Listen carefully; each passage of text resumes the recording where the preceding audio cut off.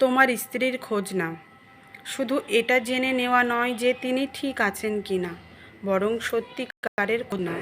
ভালো করে দেখো, বোঝো। আজ তিনি কিছু খেয়েছেন কি?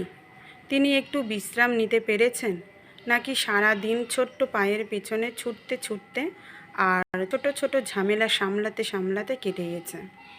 তিনি কি একটুখানি নীরবতা পেয়েছেন, নাকি তার মাথা সারা দিন ভরেছিল কান্না, ডাকাডাকি আর বিশৃঙ্খলায়? তার মনের খবর নাও। তার মন ভারাক্রান্ত কিনা দেখো। তিনি হয়তো ক্লান্ত, তবুও কাউকে বিরক্ত করতে চান না তার অনুভূতিগুলো জানিয়ে। তার চোখের দিকে তাকাও। এই চোখগুলো ক্লান্ত কি সব কিছু একা সামলাতে পারছে কিনা? এই চোখগুলো কি চায়?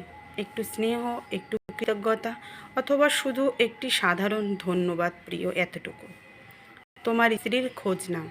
তিনি শুধু তোমার সন্তানের মা নন, তিনি সেই নারী যিনি একসময় নিজেও স্বপ্ন দেখতেন তার জীবনের। আর কখনো কখনো তিনি শুধু এতটুকুই চান, কেউ একজন বলুক, ভালোবাসা, আমি তোমাকে দেখছি, আমি তোমার জন্য গর্বিত।